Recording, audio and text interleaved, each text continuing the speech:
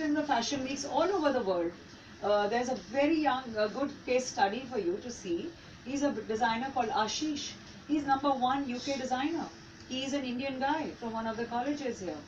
And I mean, you pass Selfridges. Sometimes the show window is only him. It's a pretty big deal. And he is 100% international brand, but he is completely made in India. And he himself is an Indian guy, but he doesn't showcase it. He showcases as a UK designer. So you can go anywhere and show yourselves and export the amount you want. Of course you can. Any particular advantage Ashish gets by doing that, by not showing at home and showing there only? He wishes to. It's his own desire. It's a creative expression. You go where you want to go. Okay. There is no stopping in this. You need to qualify, of course, with their strict vetting. So your design has to be the fighter. And once you do that, you can showcase, frankly, in Sao Paulo and be a Brazilian designer. There are no restrictions in it. You know, what are the limitations you feel Yeah. are there that we are unable to do, reach that level? The international level that you're referring. Of course, you refer Yeah. to scale-based. But like we are good in international, I think. Look, you're talking of international, which seems to be in everybody's mind, of what is called a world lobby of fashion. These are very highly owned, commercialized brands.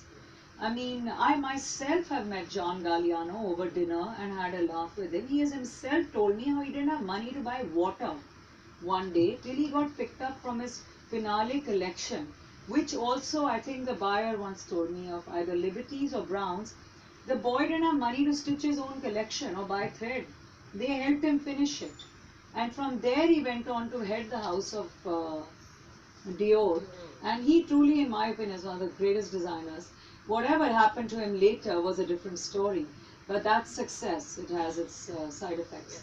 I mean, it's how you get picked up. So there is a world fashion. It's an international bank. There's a guy called Bernard Arnault. He's owner of 50% or 60% of international fashion. Then you have the Francois Henri. He is the owner of YSL and all. They are holding traditional houses of fashion. They hire designers to replace the old ones. There's constant movement in them. That doesn't mean the designer is international.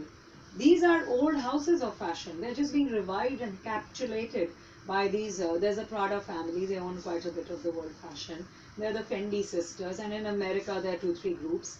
They own the world fashion. Now, yes, of course, you can be one of them who goes and works for them. I could too be. We've had, I think, Ritu Berry, Manish Arora. They've had their stints going there as designers, working for them for certain periods. So it's not so hard. It happened to one of us.